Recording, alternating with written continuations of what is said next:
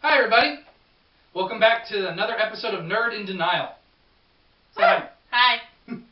Today, we are doing something a little different, but mainly just due to the fact that a certain movie came out recently, Justice League. Now, because this is only our second episode, some of you may not know, though you may be able to tell by this poster right here, I am a giant DC nerd. So when this movie got announced, I was very excited, but also very skeptical because of the history of the DCEU. However, we just saw it today, and we thought it would be nice to get our thoughts on it. So we're going to start pretty much where we always do, the music. I thought it was okay. I don't really pay attention to music, but what do you think? Yeah, no, I mean, they had a very small amount of songs, but what they did have worked really well. There were some moments where the orchestra that was used was very, very well done. Mm-hmm. There is one scene in particular, and we will talk about specific scenes, but try to be as spoiler-free as possible. Mm-hmm. It's the scene where Batman meets up with Commissioner Gordon. A song is playing, and there's lots of heavy beats, Yeah. and when Batman lands, it's on beat. Yeah, which was is really cool. nice. That's always nice. But other than that, not a lot to say about music that I really... I mean, Aquaman's, like, theme song-esque song was great. Just getting that, like, hype moment. Especially that moment where he's walking, ripping his clothes off to the rock beat on the Yeah, pier and the that. waves crash. That's what I was, Yeah, that was alright, I guess. But that was more for you than it was for me. Well, okay, just because he was getting undressed is always nice, but it also was just like a hype, get you in the moment song. But those were the only two moments music-wise that kind of jumped out at me. But not a bad thing, but I wouldn't say it blew me away. No, not at all, but... But next, we'll go to the next thing. We did audio, now let's do visual. Costumes and effects. Costumes were on point. Yeah, really, really liked them a lot. My favorite hero, period, bar none, is the Flash. When I first saw this Flash costume, I was very skeptical. But seeing it in action in this movie, I thought was very well done. It worked very well, and it just flowed very well. Mm-hmm. Yeah, and I mean, every Wonder Woman costume that she had on in this entire movie was just gorgeous. She's not just referring to her battle Not suit. just the battle suit, just any clothing she had on, period, was great. And I love the fact that she wore all white in her I'm not Wonder Woman at all moment. And then every time she was Diana Wonder Woman, it was all the dark red and stuff, which was great, which was a really, really great touch. It was a good contrast, I'll admit that. Mm-hmm. Batman's new costume in comparison to his old one was interesting. A lot of silver as an accent. Mm-hmm. It did scream more, I'm a pilot than I'm Batman. Because of Yeah. the goggles and everything. Yeah. But I They didn't hate it. They did play on the fact more of he doesn't have powers and he's more of kind of relies on what he has Available, which wasn't a bad thing at all. As he said, what are your superpowers? I'm rich. It's just Yeah. true. Which, by the way, I don't have a lot of experience with superhero movies. I'm more of the team-up superhero movies. So don't let the Batman shirt fool you. The Batman shirt, it was cute. It had flowers on it. Also, for anybody, I just realized, for anybody who this might be their first video of us. Oh. Hi, I'm Matt. This is Sam. Yes. You're really terrible. Do you want to start over? No, that's fine. We'll just keep going. We'll keep going. This is how we're gonna be anyway. We're By nerd the in way, denial. We have dogs. They're gonna come in. We're Nerd in Denial. I introduce her to very nerdy things because she is not a nerd and I'm an uber nerd. Like superheroes. So anyway. Moving on. Aquaman's costume was not what I was expecting in terms of its color palette. No. It was very dull in comparison to the bright orange and bright green that you get in the comic books. Yeah, But not but it worked with who they cast and the fact, like, it also looked like the suit kind of matched his tattoos as well. Yeah, I can see that. With the structure and the patterns and things, which was really appealing visually. Now, let's see, Cyborg.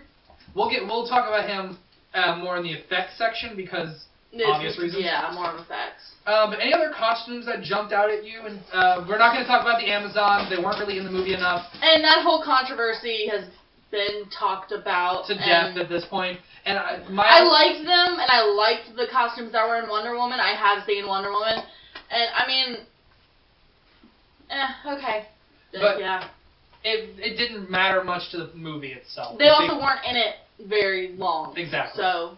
I didn't mind the Atlantean soldier outfits. I thought those were cool. Yeah, those were pretty forgot cool. Her name escapes me at this moment, but you know who I'm talking about. I will put a picture here. The female Atlantean, Aquaman's wife. Yeah. I thought her costume was very well done. Yeah. Superman's was the same as the last two movies. And then the villain. Yeah. I'm saving him to the effects because he really was just kind of a CGI monster. Yeah. But anyway, but now that we're on to effects, why don't we we'll go to effects first. I would like to point out that if for anybody who hasn't watched any other reviews of this movie, there are some moments where like the CGI background just looks green screen. Mm-hmm. Yeah. The first one I noticed was when Arthur Curry, that's his actual name. Arthur Curry, we're going to stick with characters here. Arthur Curry is walking back into the ocean after Bruce Wayne tries to recruit him. Mm-hmm. There's this moment he turns around and it's green screen. But then literally goes back to Bruce, goes back to him, and it's fine. Yeah. It's literally a second or two. Another moment that popped out at me in terms of background is the moment where they are trying to fight a certain character about midway through, and Wonder Woman falls backwards, and it was just like, reshoots. But anyway. Yeah, it's definitely apparent when there's some CGI, which I mean, it's kind of to be expected.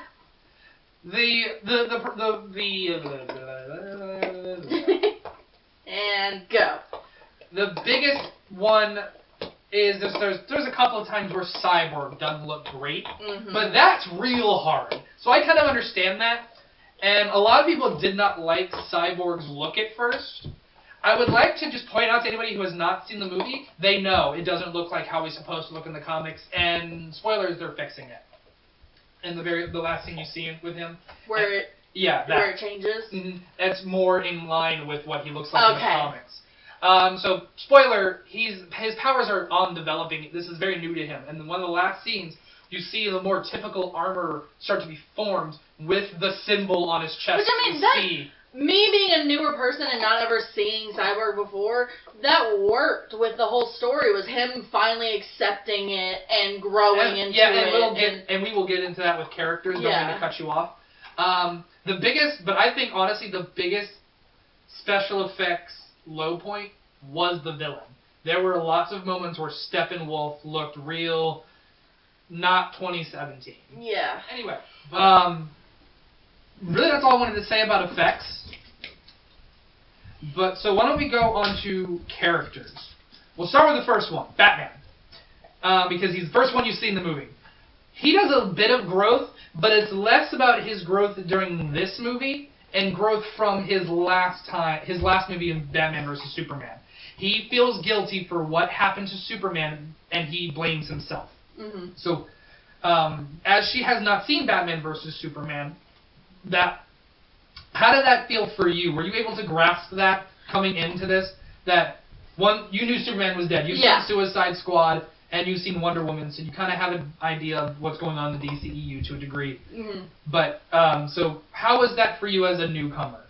I mean, that was fine. I mean, it gave good enough backstory and reason as to why certain things happened and certain things were said. So I mean, it worked. It didn't, steer me away or make me think, Now, since this is kind of a direct sequel to Batman vs. Superman, did you feel lost in the beginning because they didn't really do much introductions? They didn't do anything like that because they assumed everybody who has seen this movie has seen Batman vs. Superman. Was that a problem for you? No, I mean, I know who all the characters are, and I knew the gist of what happened. I mean, coming in, I knew what had happened, so it wasn't a big deal. I don't feel like I was missing out on anything because you had that major plot point that was everyone already knew. So I don't feel like anything else was touched upon that I didn't know about. That's fair enough. Okay. So he didn't. Most of his growth is as a result of the last movie, but it's still growth, and it was still nice to see. He feels guilty for the rash judgments he made on Superman. He knows that they're going to need Superman for this threat because the 5 of them can't do it by themselves.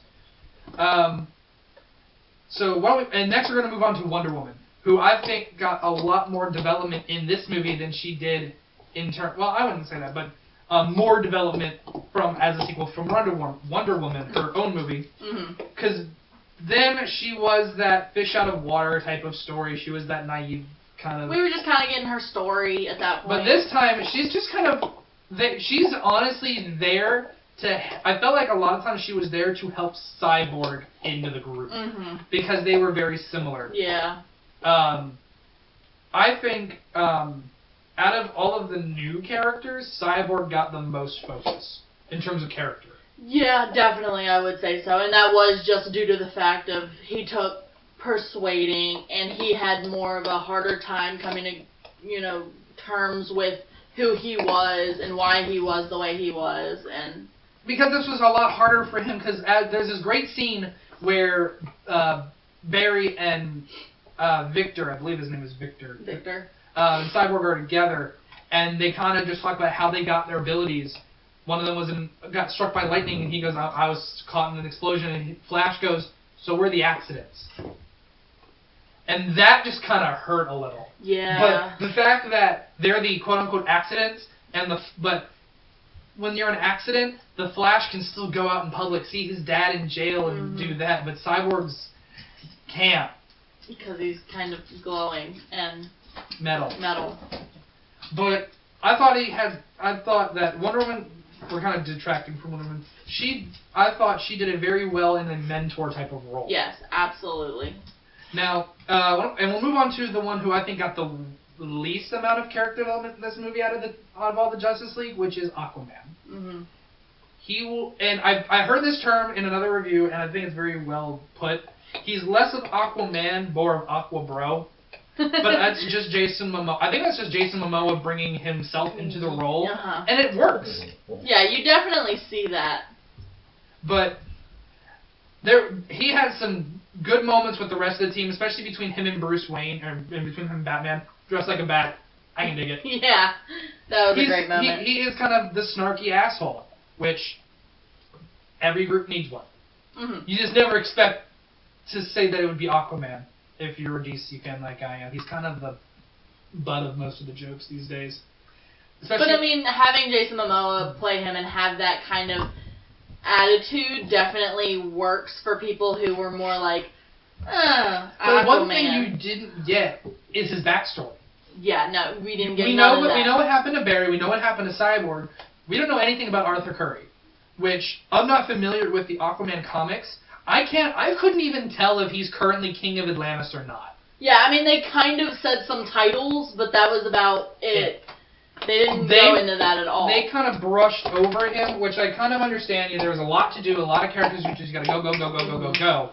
But still, we'll move on to Cyborg next. Got the most character development because not only as you put, he has that come to grips with what he's become. I feel like the reason why he also got most of the development in this movie is because they're dealing with the things that made him what he is. Yeah. It was a mother box that made him Cyborg.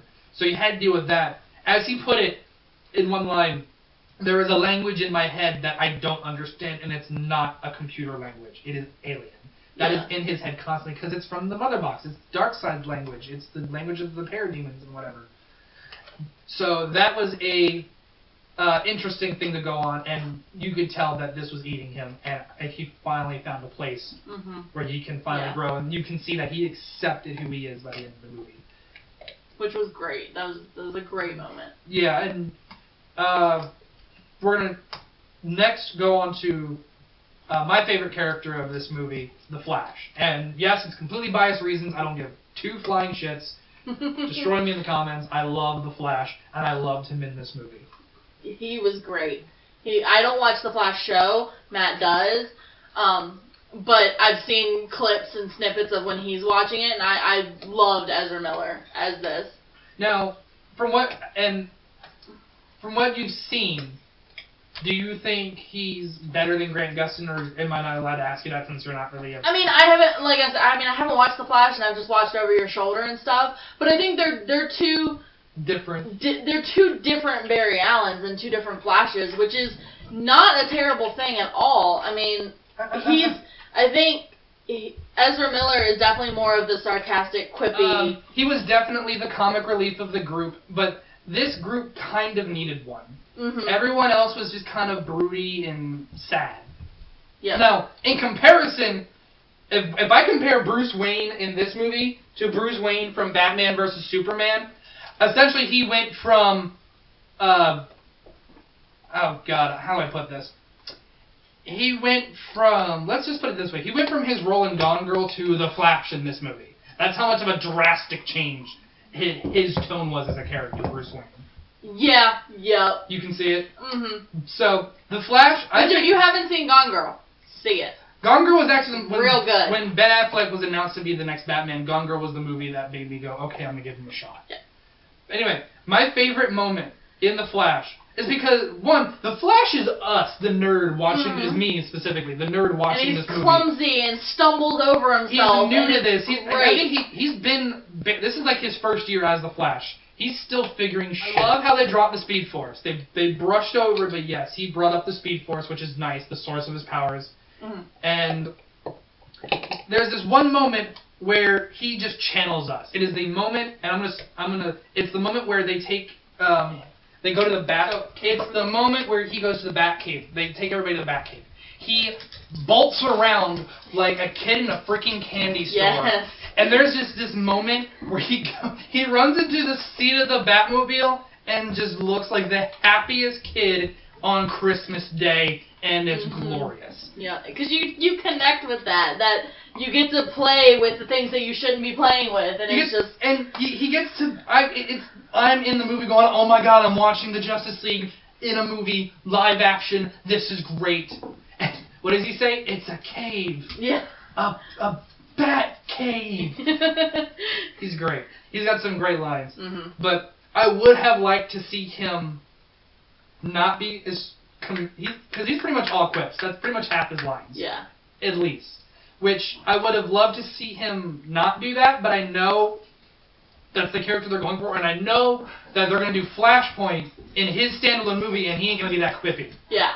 So, and I told her what that is, so she knows what to expect. Now let's get on to the weakest character in this whole movie. The villain. Yeah, Steppenwolf. I want to conquer the world because I failed before and mad. Which is fair. And it should be mine. He's a weak villain, I'll admit it. He's a weak villain, but here's the thing. He's a weak villain in the comics. Also, he's not the point of this movie. No, not at all. So I'd rather have the first movie that introduces, because they have to introduce half the league. I'd rather the first movie be with a weak villain, so we don't have to focus on him, and then we can focus on like the A-list villains like Darkseid, or there are some other or other villains that are introduced in an after credit scene there, because there are two. So stay. So all of a sudden, we have the making of a very good Justice League sequel. But there's not much to say about Steppenwolf besides he's gray, he's kind of butt ugly, and he's not got much of a motive. No, not really. Also, his axe looked like it came out of Skyrim. Yeah.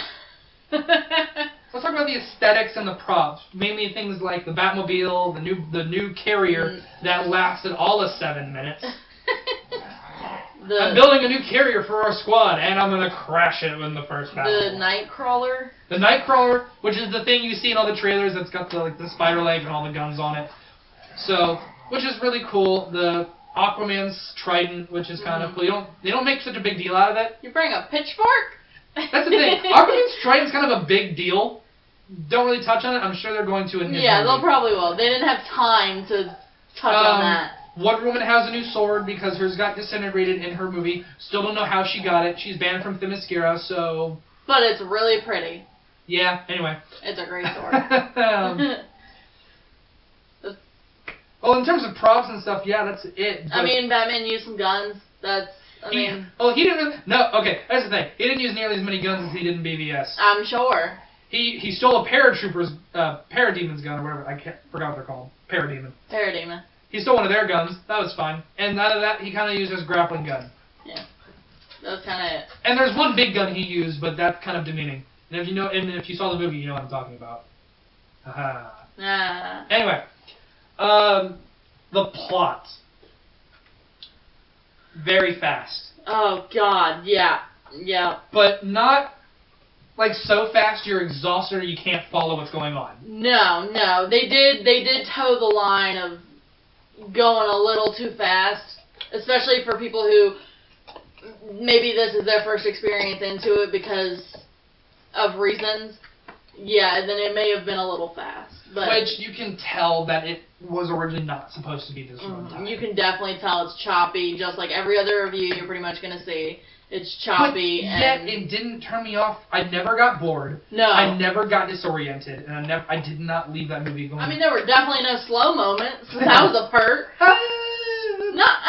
Superman at the farm. Okay, yeah, but that was a moment of coming back to reality. Spoiler alert! Superman's alive. Just fuck it. Sorry. Yeah. We can't do this review with that. We can't really do it. Isn't it in the trailer? No. Oh. That was portrayed as more of a dream sequence in a trailer. Yeah. Super spoiler alert. But there's a moment with Superman and Lois Lane and you know, in a field where he's resurrected, and it's just like it's a sweet, loving moment, and yeah, I'm alive. I love you. Moving on. But yeah, I knew it had to be there. Yeah. That's also just because I'm not a big fan of Superman, and let the hate comments flow. Biased. I still love the moment where they're trying to subdue Superman after he's resurrected. Flash tries to run behind him, and Superman just follows him, and Flash and Flash is like, what did I do? He's not used to seeing someone who can follow him. Yep. But anyway, in terms, it was very, like I said, all of the things we just went over. But overall, I felt like it did a great job of introducing the Justice League, which they're never called in the movie, of course, because welcome to that trope. There is an after-credit scene where someone refers to them as a league. But not the name. There's some, and I love some there are some great Easter eggs, some right off the bat, some late in the movie. There's a point where, I swear to God, I thought Superman was going to say truth, justice, and the American way, and I might have walked out of the theater. But one spoiler Easter egg thing that I have to talk about, because this has been a theory for a while, there's a Green Lantern in this movie. No, it is not Hal Jordan, it is not John Stewart, it is not Guy Gardner, because it is in a flashback from the last time Steppenwolf tried to invade Earth. But that confirms there are Green Lanterns in this universe, which is great, because they need another go. Yeah, that was definitely it was definitely a nice little touch to have in there. So, which I think is great. Now, overall, I thought this movie was solid. Has its faults, but still solid. What do you think? Yeah, no, definitely. It's definitely a fun.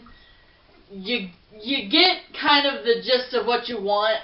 Maybe the story's not all there, or it's not as fleshed out, or things like that. But it definitely gets to the point of what you want, which is all of them being together. And I mean, it satisfies everything that most people want, from what I've heard, at least. And I mean, me being a new person, but having seen Wonder Woman and some other previous superhero movies and kind of having those ideas, I mean, it was an enjoyable movie. Okay. Now we're reaching the interview portion of our videos where I ask her questions that I want to ask her as somebody who is not a nerd. So, in a nerdy movie like this, what kind of jumped out at you at the most? I don't know. I mean, I guess it's just the character interaction. So the chemistry between the lead is what piqued the most interest? I think the casting was really, really good on this, and them working together and playing off of each other was great. Okay. Who's your favorite character in this movie? I don't... I'm stuck. Asking the hard questions. I know, because I don't have a favorite superhero, period, pretty much. I'm kind of stuck between Diana and the Flash. Okay. Just the Flash for the I like to laugh and I like to have those funny moments. So him coming off and just being that character was great. But Diana also just because she's a badass woman and Pop you quiz. gotta love it. What's his name? What's whose name? The Flash's name. The real name? Yeah. Of his character or No, yeah. the actor? No, his character. Barry Allen. Okay. Good girl. I listen to you watch The Flash all Sorry, you the said time. Diana and the Flash. So Okay, well, I'm sorry. Wonder Woman and The Flash, then. Do you have a favorite part of the movie? Not really. Okay. No, there's so many little moments that were just like, that was awesome, like, that was cool, but nothing that really is just like, that's what made the movie for me. Okay, that's No. fair. What did you think was the weakest part of the movie?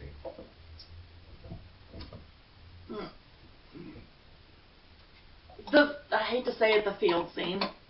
Yes. She's learning. I get it, because that moment was integral for getting him Kind of back on board, but it went on just a little too long. Also, there is the scene where Bruce shows up while they're trying to subdue Superman. There are a lot of callbacks to Batman vs. Superman. Did you pick up on those? Mm-hmm. Okay. There's a great moment where Superman asks Batman, "Do you bleed?" Throws him. I still love his answer later. Yep, I'm bleeding a bit.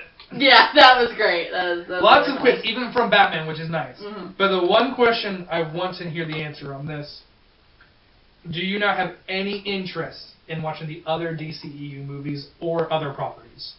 Yeah, absolutely. Ladies and gentlemen, this is a win for me. I always prefer to start out with team ups because I get a little bit of everybody and So you kind of can figure out who I like more. Like, You watched the Avengers first. I watched Captain America first because he's hot. But then I watched Captain America 1 and then watched Avengers and then I started delving off into everyone else. Still haven't seen all of them, but Okay. And maybe we can talk about what other movies I can introduce you to from the DCEU or shows. If you want to watch the Flash show. or people let us know what you want me to watch. As always, we always recommend that you leave comments about recommendations and all of that. Or yell at us, that's fine too. But other than that, those were all my notes on this movie. Yeah, that was it. It was an enjoyable ride. Definitely worth the money to go see. And we made a day out of it. Yeah. But I'm glad I saw it. I'm glad it exists. Mm-hmm. And it doesn't suck. Yep. But that has been our thoughts. As always, please subscribe if you haven't. Ring that bell so you can be part of the notification squad. Comment, subscribe, and if you like it up. Like it up. If you are not familiar with who we are as Nerd in Denial, we are a sister channel to a channel called the TokuCast, where I and two of my college buddies talk about tokusatsu. If you're not familiar with that, Power Rangers in Japan, Super Sentai, Kamen Rider. If you have any interest, go watch our reviews there. We would highly recommend a lot of shows for you. We have a Patreon Through the TokuCast, so patreon.com/thetokukast. You can support the boys with their channel. You can support me and Matt here. We can get more content out for you guys, and we would love to do this all the time. But that's been Nerd in Denial episode 2. Glad you could join us. Thank you so much for dealing with all of that. That is me and nerddom. Hope you're getting used to it. Yeah. Bye, everybody. Bye.